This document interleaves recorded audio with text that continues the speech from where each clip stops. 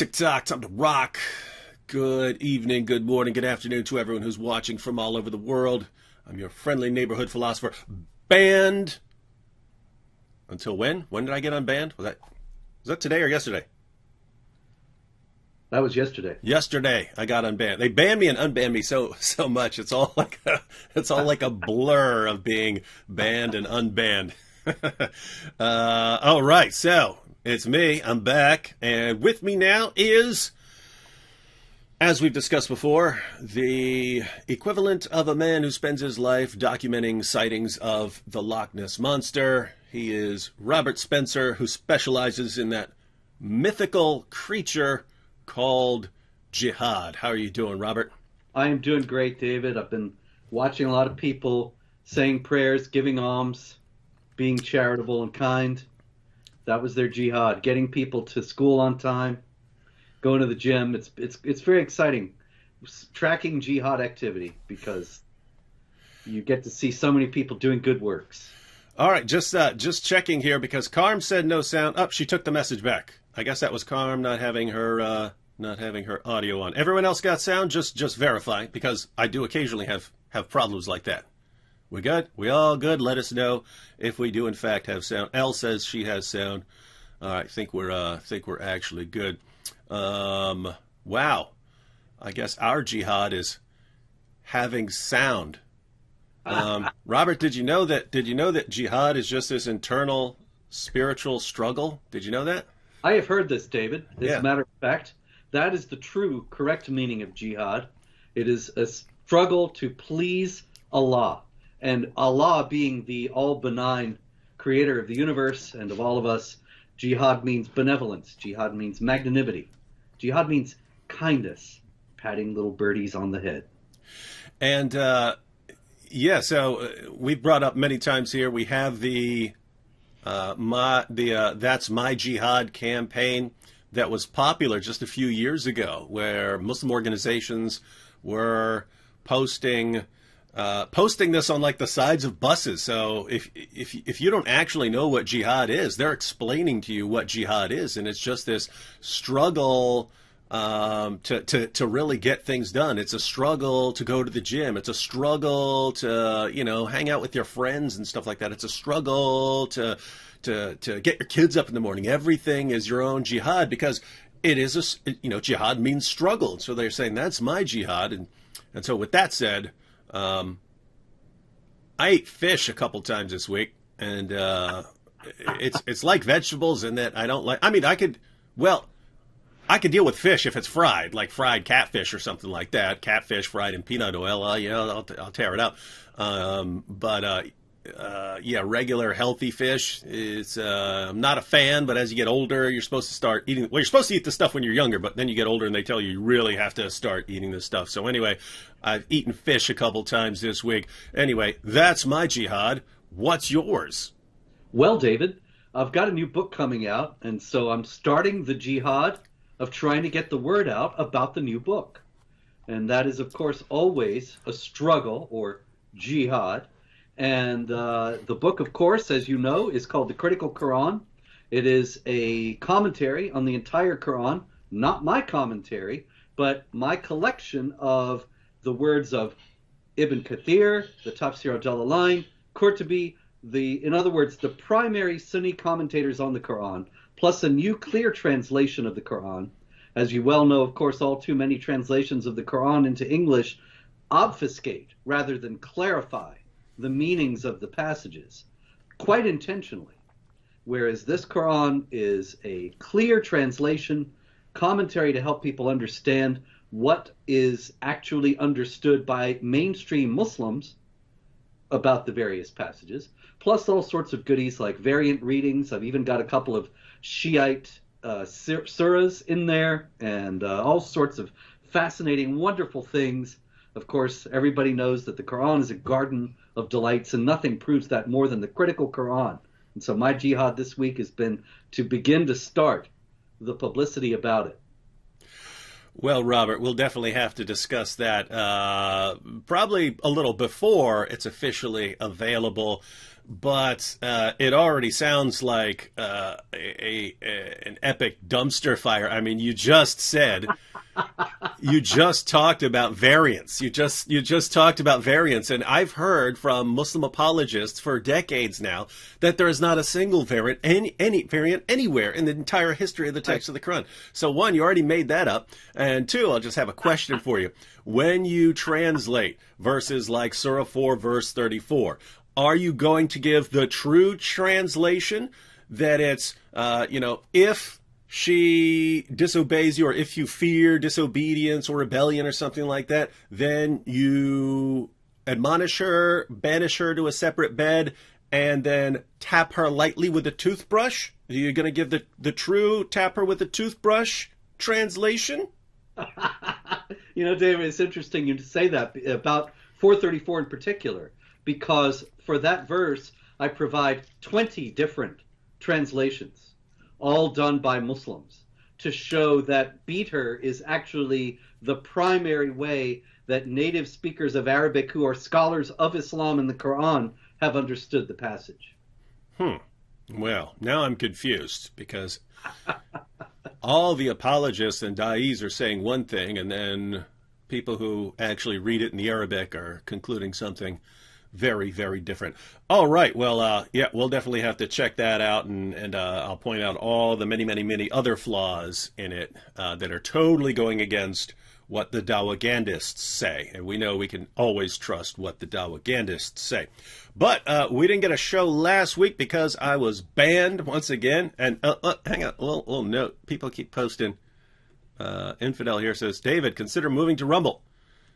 No can do. Rumble actually has worse policy. I was on Rumble for a while. I was only on there for a couple months, but then Rumble has worse policies than YouTube. Rumble is bigger on shadow banning and so on, and on terminating stuff without warning, no appeal, than YouTube. YouTube, notice I still keep getting back on YouTube no matter how many times they ban me, because they do have this appeals process, and then you could even complain about their appeals. Rumble just bans you, and too bad. That's it. That's what they do. So, I think Dr. Bill Warner was banned from Rumble unceremoniously without explanation, and that just corroborates what you're saying about it. It's a shame that there's no reliable platform to talk about these issues honestly. But yeah, and see on Rumble, I think what people hear is like, you're free to talk about, that disease that we're not allowed to mention or something like that. You're allowed to discuss that stuff more freely. But then they call themselves the free speech alternative. When you're talking about Bill Warner getting his channel terminated. Getting Rumble. Yeah, and then spinning remixes. I mean, this is a guy who just takes someone when they say something stupid and he remixes it into a song. And he got terminated after a couple of those. And so it's, guys, if that's what the platform is like when they're trying to get people to leave YouTube and come over, I can only imagine what they'd be down the road. Because guess what? Everyone says they're all about free speech at the beginning. That's what Facebook did. That's what Twitter did. That's what YouTube did, until they get a monopoly, or until they got billions of dollars of ad revenue coming in, and suddenly they change, and it's, hey, advertisers who are paying us money, you tell us what you want us to ban. So no can do on the Rumble there. All right, but we have a lot of jihad to talk about, Robert. Unless nothing happened, but I actually saw, and I'm not following usually the news of jihad from around the world, but I even saw some stories. So you tell us what's happened over these past 2 weeks, if anything. I didn't even actually go back the entire 2 weeks. Once I got 57 stories ready here, I thought that's probably going to be more than we get to. But there's been quite a lot of jihad while you were banned. And yeah, see, that's the thing. YouTube stops me, but the jihad don't stop. The jihad don't stop. The jihad don't stop. And I'll tell you something else. There's some jihad right there on the YouTube, and it doesn't get stopped either. But that's another story. I often find, it's a thing I've been doing at Jihad Watch last few months, and that is that I notice that sometimes I see this jihad preacher preaching this blood-curdling stuff, and he's on Middle East Media Research Institute, MEMRI. Mm-hmm. And I noticed that memory says, oh, they got it from a YouTube. And so I go to YouTube and find the original, and I post both. The YouTube original and the memory excerpt. And I've never heard of any of those guys getting banned. Mm-mm. No, in fact, AP and I did a show on his channel just last night about this, where, of course, you have Ali Dawah openly calling for the public executions of ex-Muslims and saying he's going to be sitting there watching and so on. But we went through a clip by, we went through a couple of videos by Sheikh Asim al-Hakim, who's very popular. He has over 500,000 followers on YouTube. He has tons of followers on Twitter.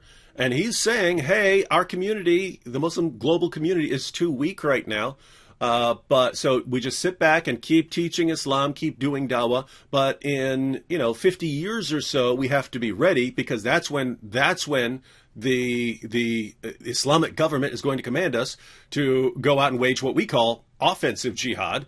And he's talking about, hey, we're knocking on your door, and we're giving you the option. You convert, you become a dhimmi, and he goes, you convert, you become the dhimmi, or right? So he's openly saying, we're going to force you to convert, or you're going to become a dhimmi, or we're going to kill you. And we're doing this to everyone in the world. He's free to recruit people to that movement on YouTube. But if I pointed out the irony, when I say, hey, that's what Islam teaches, I get banned.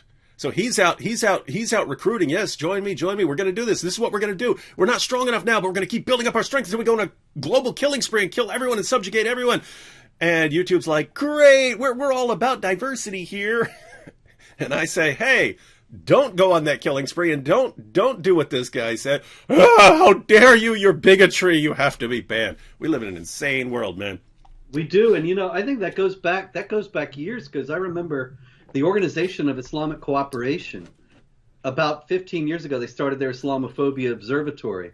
And it was just basically a monthly publication about all the terrible Islamophobia. And I was getting in there all the time. And they would quote me saying various things that some imam said.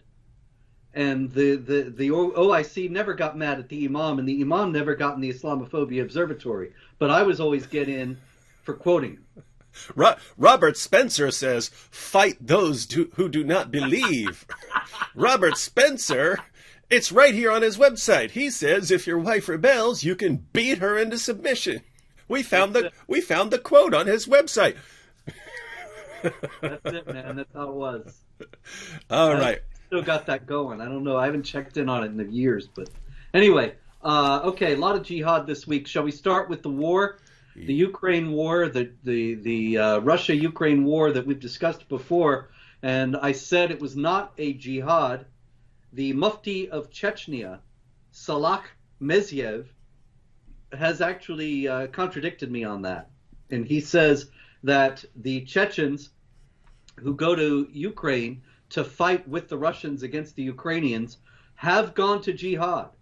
And he says those who fight there, they fight for the sake of the Quran, for the sake of Allah, so that this dirt does not spread among us, meaning Western values, Western civilization. They are at jihad. There is no doubt about that, said the Mufti Salak Mezyev, the Mufti of Chechnya. Now that's interesting because, of course, other Muslims are going to disagree with him. They have disagreed with him, but there are some who will say, well, if that is what he is saying, then even though this is not a struggle between Muslims, it's actually two infidel nations fighting each other, I can still gain the reward of paradise by going to fight there. And so it's actually him saying this, it's essentially a recruitment tool. Mm-hmm. And he's going to get some Muslims to go there to fight. And also the Muslim leaders in Russia itself got together, had a conference. They issued a fatwa quoting the Quran to justify the Ukraine invasion. And they said that any Muslims who were killed there fighting for the Russians would be martyrs. That is, they would go to paradise, get the virgins and all that. That's a good deal. So wait a minute. You're saying, now, ladies and gentlemen, I mean, keep in mind. So, if you're, according to Islam, you're supposed to obey your ruler no matter what.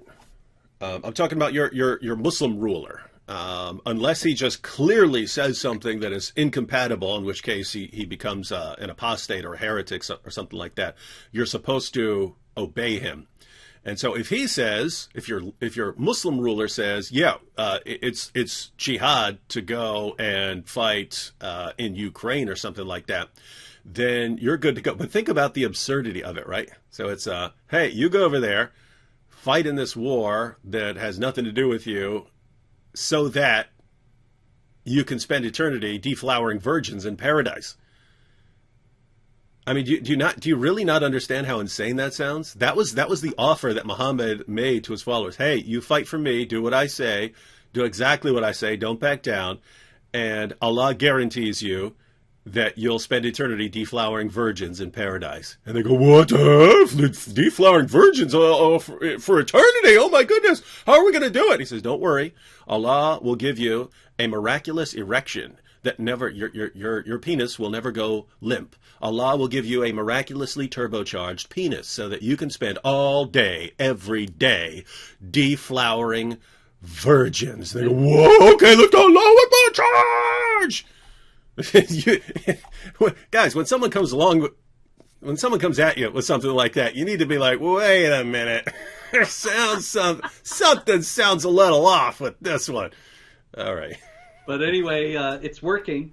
I have video posted at Jihad Watch of Chechen jihadis screaming Allahu Akbar as they are setting off rockets in Ukraine, firing at apartment buildings and so on. So that's Chechnya and Ukraine and Russia. That's their jihad. That's their jihad. In France, an Islamic State plot to assassinate Emmanuel Macron was uncovered.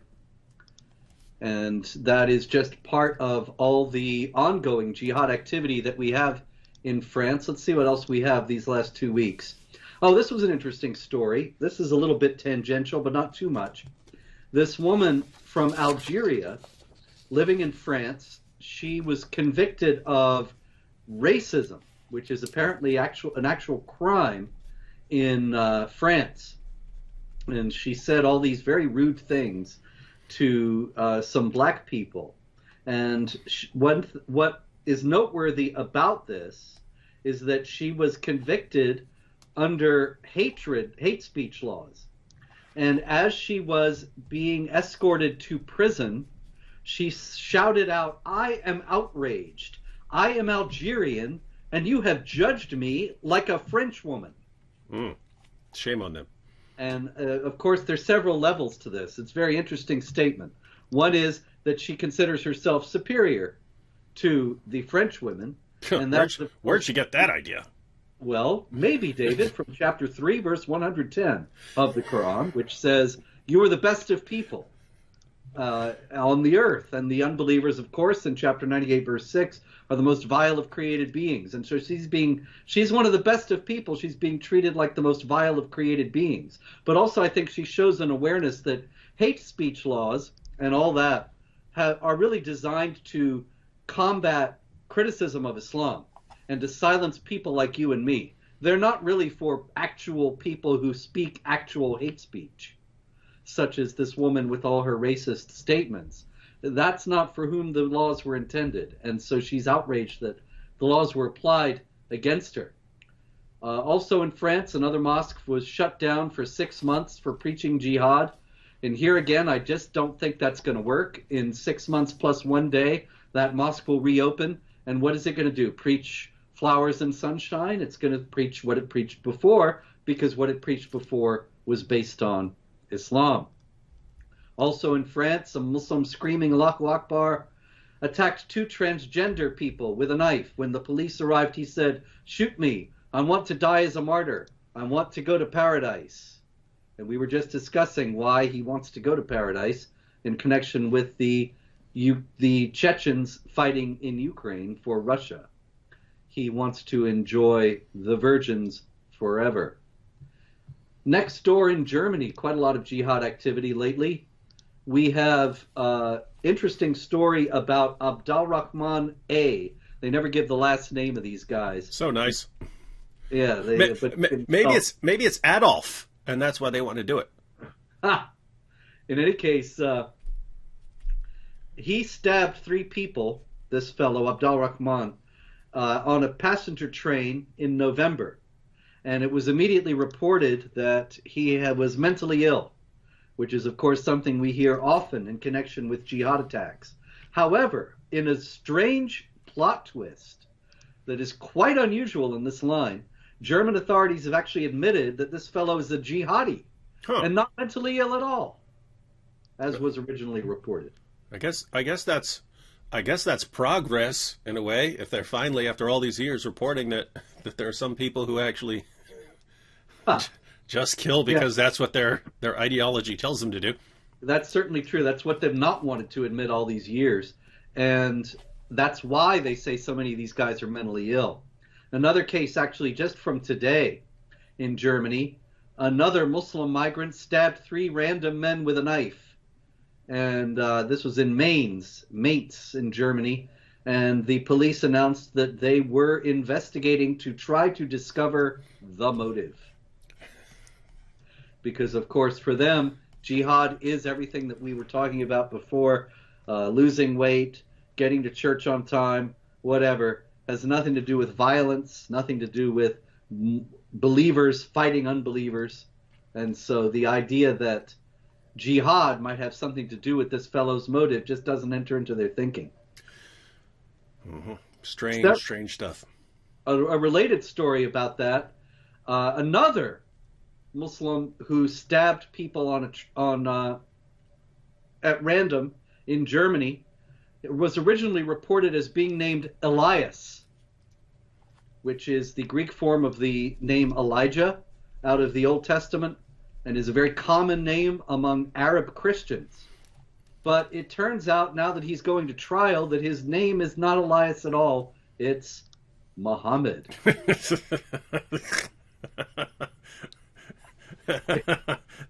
That's just funny stuff. All right, guys. We just locked up 10 different people for terrorist attacks. What are their names? They're all named Muhammad. What do we do? Well, we can't have Muhammad looking bad. He's the greatest thing in history. Let's see, we'll call you Matthew, and you're Mark, and you're Luke, and you're John, and you'll be Paul, and you'll be Peter, and you'll be Jude. Anyone else we're missing? Awesome stuff, man. Yep. Several stories out of Germany also in connection with the Ukraine-Russia conflict, and that is in several places where Ukrainian refugees are being held. There have been several very unfortunate incidents. In Dusseldorf, a Muslim migrant raped a Ukrainian woman in an accommodation for Ukrainian refugees. In another one, a group of Muslim migrant students tried to rape fleeing Ukrainian women whom they referred to as Christian sluts. In another one, a group of Arab Muslim migrants tried to break down the door of a place where Ukrainian women were staying, and then Somali Muslim migrants in the same place tried the same thing.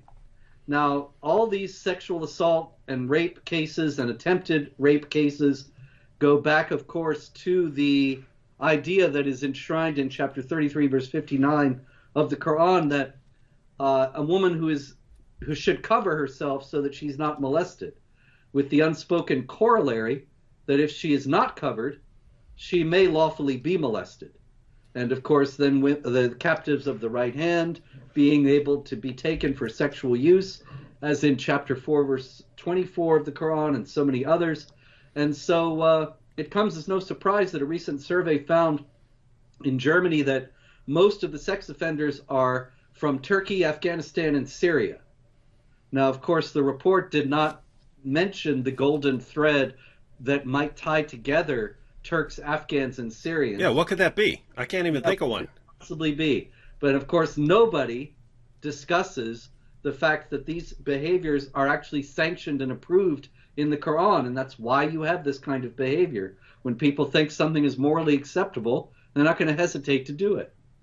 Yeah, I mean, I'm looking. Turkey, Afghanistan, and Syria. I'm trying to think what the common thread is, but I'm looking. There's not even a letter in their names where they all have the same letter in their name in all three names. So I can't figure out what the common thread could be. Anyway, it was one of life's great mysteries. Maybe they all have blonde hair. I don't know. It's got to be something. Something. We'll figure it out one day. Meanwhile, in Saudi Arabia, our friend Raif Badawi, who, of course, is internationally famous, imprisoned for 10 years for violating so-called Islamic values. He has been freed, but he's still banned from leaving the country. And from using social media. How messed up is that? So he is still stuck in Saudi Arabia. We can hope that eventually he'll be able to get out. You know what's messed up, Robert? Yeah. I just thought to myself, wow, this guy, he just spent all these years in prison. He was lashed. He avoided the penalty for apostasy, which is death, just by saying the Shahada. I said, hey, I'm still a Muslim. I just, I've criticized a few things here and there. And so he spends all these years in prison.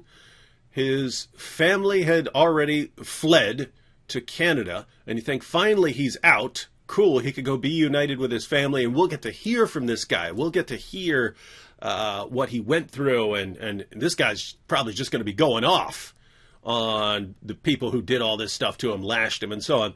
And then you find out he's not allowed to leave for 10 years and not allowed to post anything on social media, so he's totally silenced. But as soon as I thought that in my head, they've silenced him on social media. What barbarians? And then I just thought, wait, that's what they do to me every day, right? Yeah. And they do it here in the United States. They constantly ban me from social media. Like, it's constant. It's endless.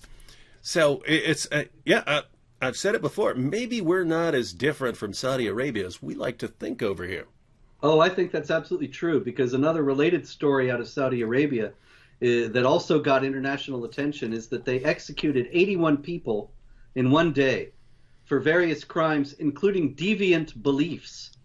Now, of course, in the United States, you're not executed for deviant beliefs, but you are silenced, as you have noted, on social media for beliefs that go against what YouTube thinks you ought to believe. And of course, I'm heavily shadow banned on Twitter, same thing, and various other places, because I don't say what the powers think are correct beliefs.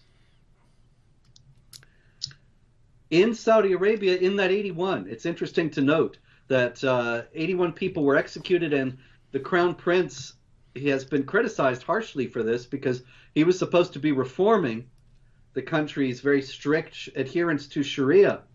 And he said, look, it's clear teaching in the Quran that you can put people to death. And so once again, we have a Muslim testifying that there is warrant for this kind of behavior in the Quran itself, when in the West we only hear that the Quran is entirely benign. One of the, actually two of the people who were executed among these 81 were two brothers who killed their mother. And it's interesting to note that they killed her because she tried to stop them from joining ISIS. Now, that, I thought, that is worth noting, because we have pointed this out in previous shows, David, that if somebody is disobeying what a Muslim perceives to be the settled law of Allah, then they have made themselves an unbeliever and can be executed. And so you have, in this case, the woman says to her sons, don't join ISIS. They believe ISIS is the caliphate, the true political group that every Muslim should belong to. Consequently, she set herself against Islam. She's an enemy of Allah and has to be killed. Yeah, it is. Yeah, oh, I'm getting an echo now. Check. Okay, it stopped. Yeah, it is. It is weird how everyone who actually reads the Quran misunderstands it, and the only people who really understand it are people who don't read it and just listen to what politicians and journalists say. That is, there's never been a book like that. It is truly amazing. But I'd have to say, I mean, according to Islam, they're right. If she's standing against and pitting herself against the Islamic State, then she's the one who's in trouble. And wild stuff. Similar story out of Pakistan. An 18-year-old girl named, sorry, let me get her name here. Pooja Kumari. She was murdered. She was a Hindu girl, and a Muslim named Wahid Buxlashari tried to kidnap her, forcibly convert her to Islam and marry her. And when she resisted, he murdered her. And this, of course, comes from the Quran, chapter 2, verse 221. Do not marry polytheistic women until they believe. So this Wahid Buxlashari did not think he could marry Pooja Kumari until she converted to Islam. When she resisted, she also was making herself into an enemy of Allah, and hence was lawfully to be killed, because any reasonable person would not resist being forced to convert to Islam, because all of us know in our heart of hearts that Islam is really true. This is the actual understanding that many Muslims have of non-Muslims, that we all know that it's true, but perversely refuse to accept it for reasons of personal gain. And that belief goes back to various stories about Muhammad dealing with the Christians from Najran in southern Arabia. And they, on their way to meet him, they say, we know this guy's the prophet, but we can't say that. We have to resist him because the Byzantines give us money, and we don't want them to cut us off. And here's what's really disturbing about the story of that Hindu woman, that if he had been successful, taken her somewhere, she would have been tortured into signing something saying that she had willingly converted to Islam. And then when anyone goes looking for her or anyone tries to intervene to investigate, it would be, nope, she signed something here saying that she has converted to Islam, and now no one gets to question what happened. But he didn't get to do it, and so she died. But if he had been successful, then that's the story we would have gotten. She decided to convert and marry this man. Indeed.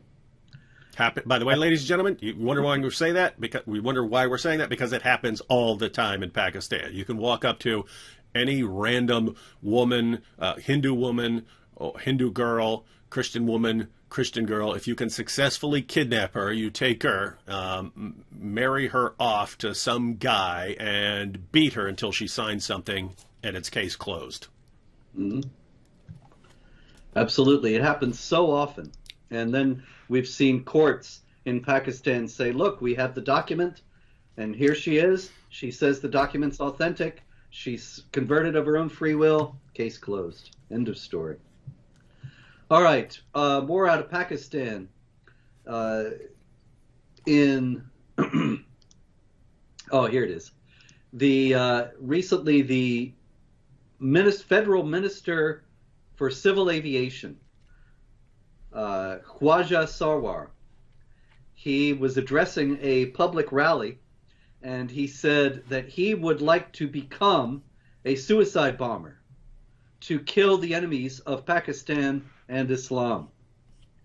Now, this is kind of unusual because usually, I mean, you look at the video, this is a guy probably in his 60s, not your average demographic for a suicide bomber, but of course, he knows that it's in the Quran that Allah promises paradise to those who kill and are killed. That's chapter 9, verse 111. So whether or not he actually becomes a suicide bomber or not, and I'm betting not, nonetheless, he knows that this kind of thing plays to the audience that he wants to appeal to. Those are the values of the people that he wants to win over to whatever cause he may be advocating for. And so he knows that they know what's in the Quran, and that consequently they will look upon him kindly for saying something like this. I mean, it sounds exactly like things Muhammad said. Muhammad said, I just want to be martyred and then come back to life and then get martyred and then come back to life again and then get martyred and then come back to life again and then get martyred. I just want to kill and die and come back and so I can kill some more and die again and come back so I can kill some more and die again and so on and so. And then as soon as someone says, "Hey, I want to be martyred. I want to go on a killing spree. I want to blah blah blah blah." What? Where are you getting that idea? Yeah, and it the whole thing.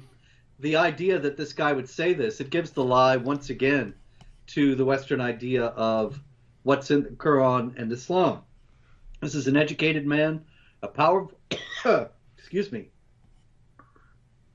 a powerful and accomplished man, somebody who clearly has read the Quran, knows what's in the Quran, and yet he says this anyway, because that is in the Quran and not the flowers and sunshine that we are constantly told. Okay, out of Egypt, a terrible case. 3 Coptic Christians were brutally murdered by a group of 6 Muslims who were screaming Allahu Akbar as they murdered these 3 men and mutilated the bodies.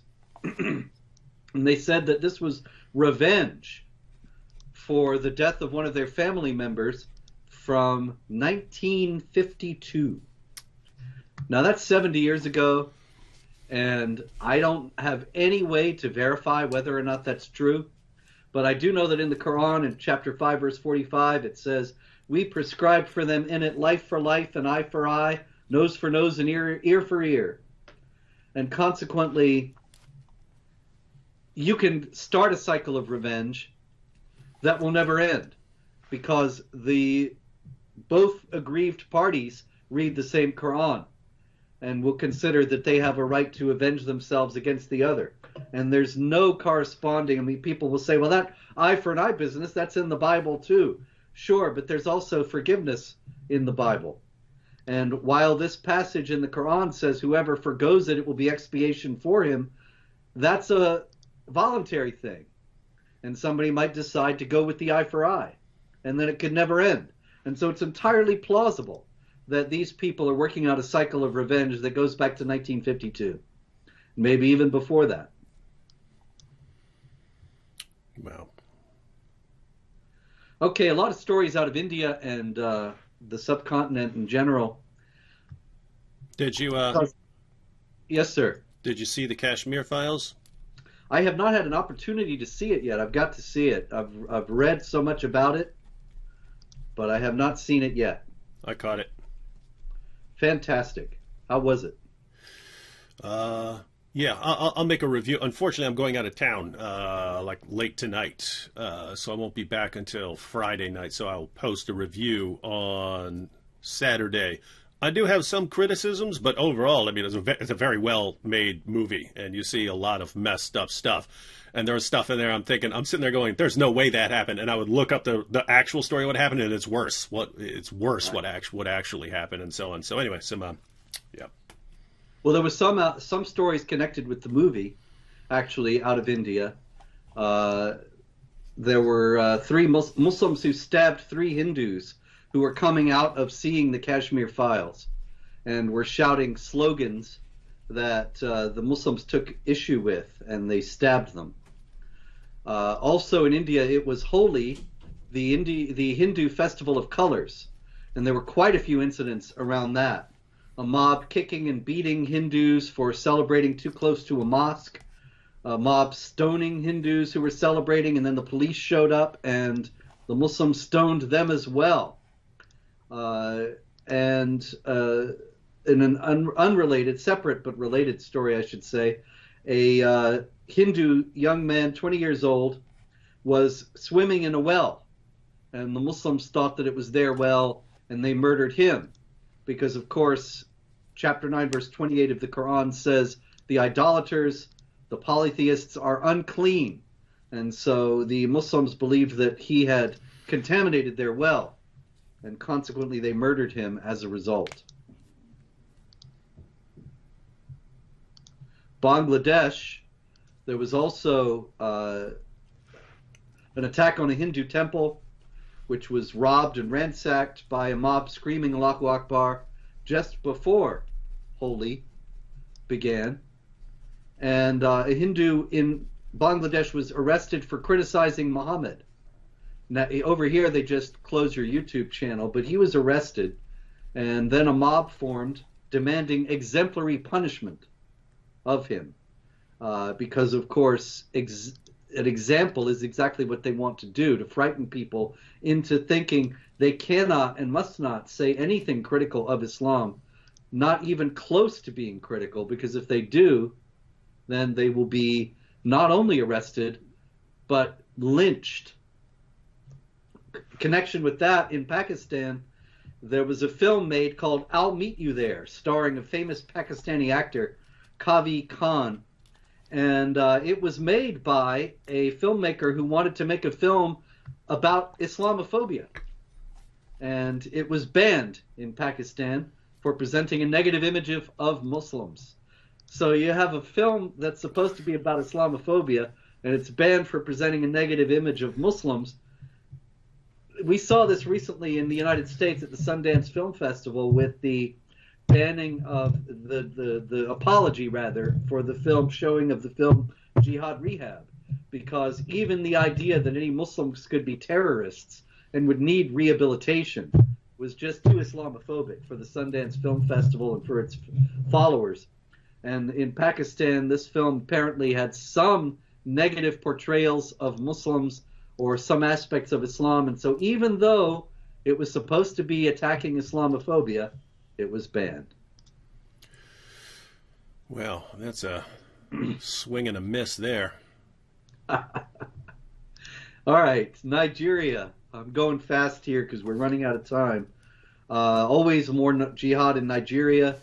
25-year-old man named Sharif Yongo, and he was a Christian on his way home from a convention of the Lutheran Church of Christ in Nigeria, and he was murdered on his way home. Also, Father Joseph Akeke of St. John's Catholic Church in Kaduna City in Nigeria was kidnapped by a group of Muslims, and while he was kidnapped, they murdered a security guard who worked at the church, and abducted also a woman and 2 children. Of course, the abductions are designed to bring ransoms. And unfortunately, I don't know about the Nigerian government, but the Western governments play along with this far too often. And they have paid ransoms to Al-Qaeda and to ISIS for abductions. In Islamic law, it is allowed. It's in Chapter 47, Chapter 8, around 67, and 47.4, various instructions regarding abducting, kidnapping people.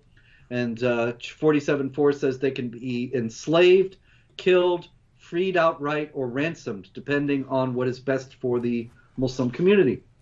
So a lot of Western governments have given very great sums to jihad groups as ransoms. Mm-hmm.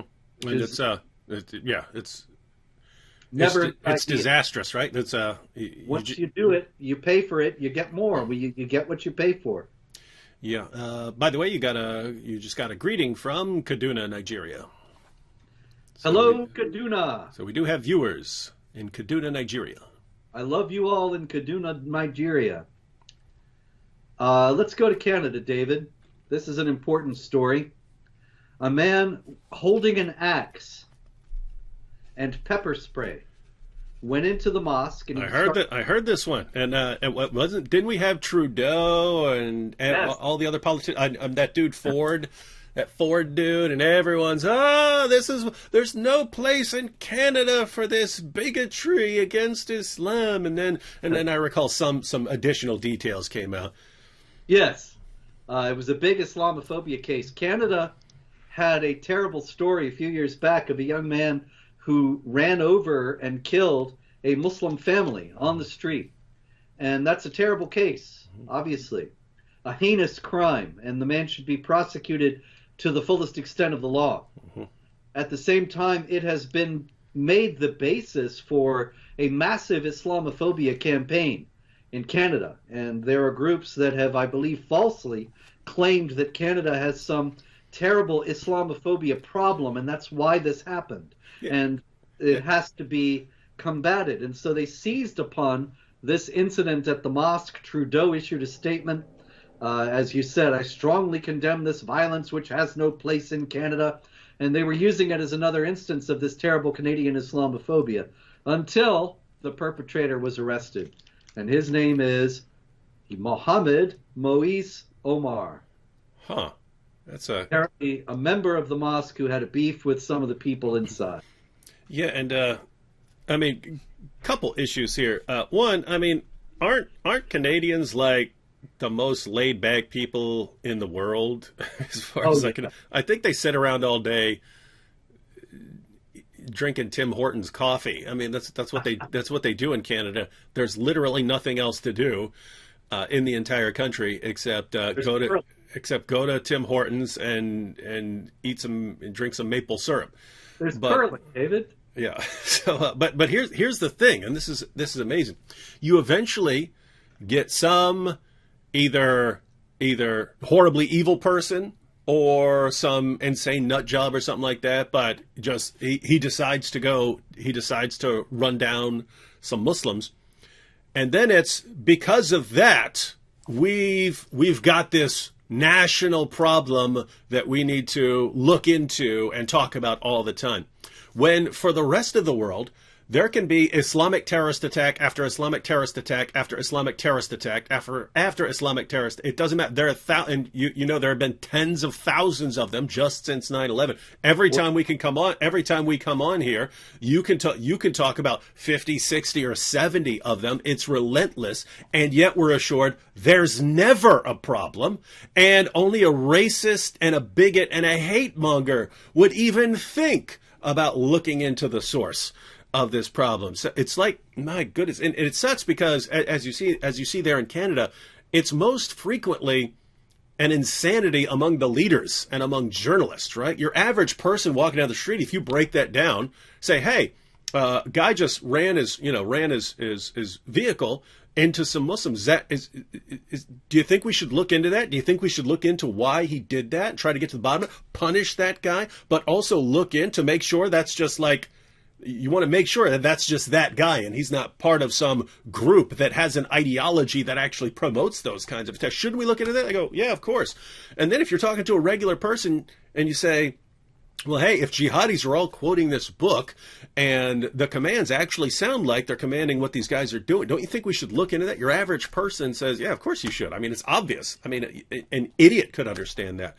But all the leaders, the politicians, everyone who has a place in the education system, whether in elementary school, whether in college, Hollywood, everyone agrees. Nope, there's something wrong with you if you think there's any problem with jihad.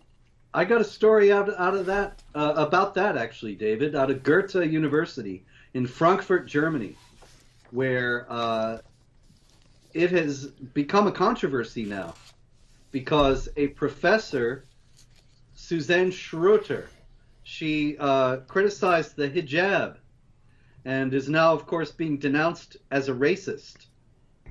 And so she herself has taken this a little to another level and has said, look, any kind of criticism of Islam in Germany, in German universities, is not only banned, but is so stigmatized that it's tantamount, you lose your job if you say anything critical about Islam.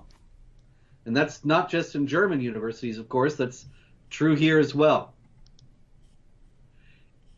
Also, in connection, I was talking about the hostage situation before in Nigeria, and I should note, in connection with that, I was saying that jihad groups earn a lot of money by hostage taking.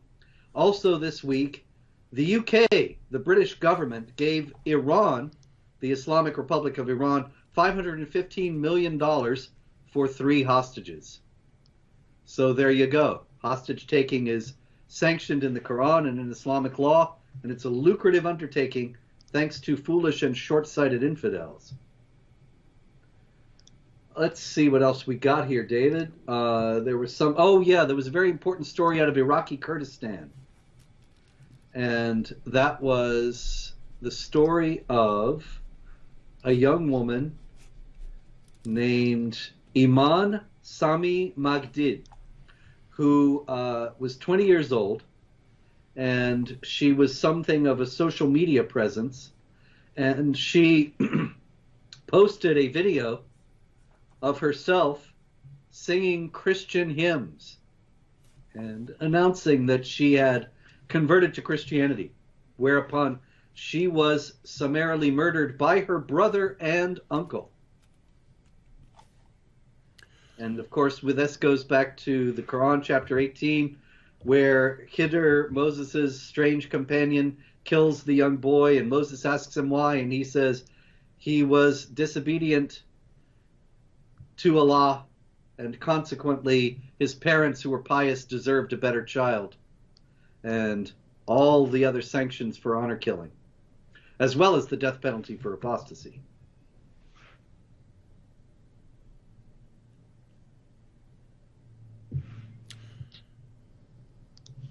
Did you come across this story?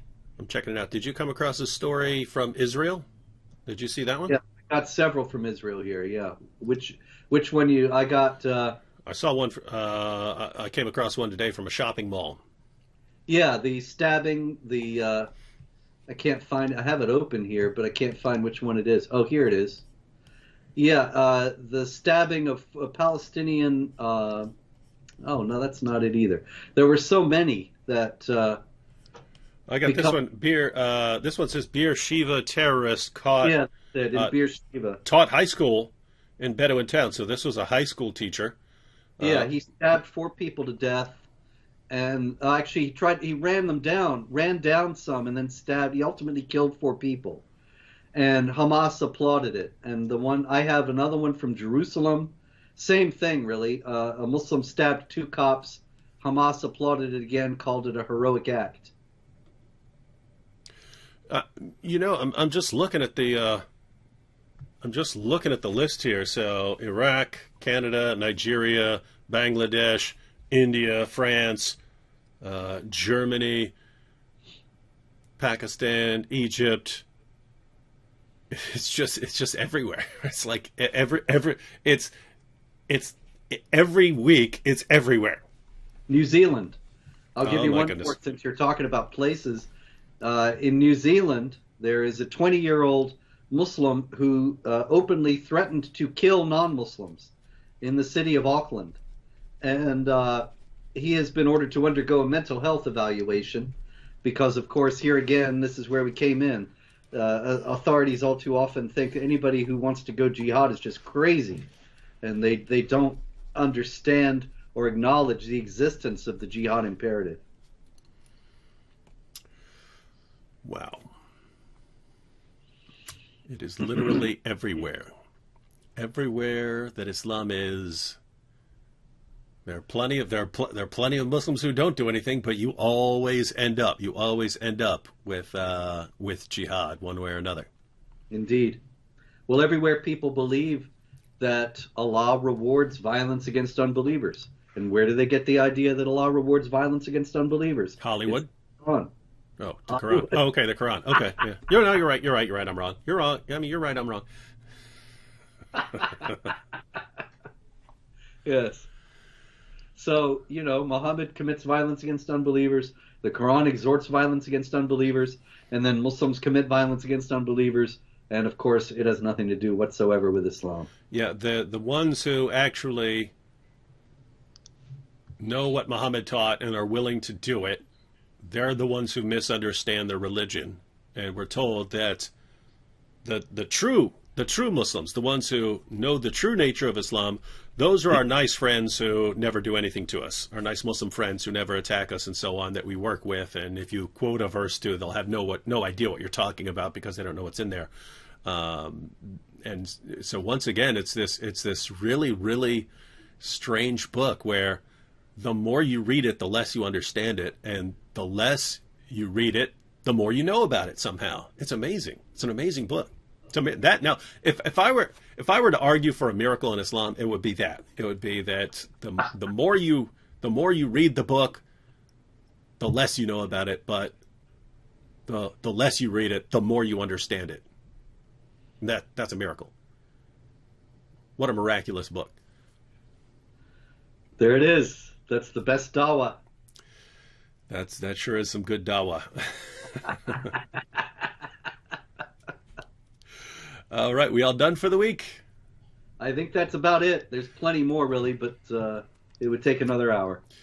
All right, so that's the jihad that we keep imagining. The problem is this jihad that we keep imagining actually keeps getting people killed.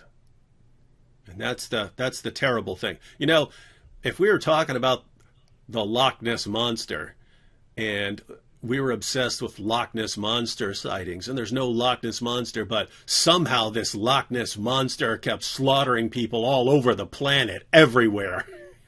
You might want to start looking into whether that thing's real. You got a point. All right. Well, everyone, if you want to stay up to date, on jihad, you have to go to Robert's website every day to see the latest news, and that's what Robert does better than anyone else. So Robert Spencer on Jihad Watch, and thereligionofpeace.com is also another good site that keeps everyone updated on a daily basis. Also, if you want to really understand the history of jihad, you have to get Robert's book, The History of Jihad.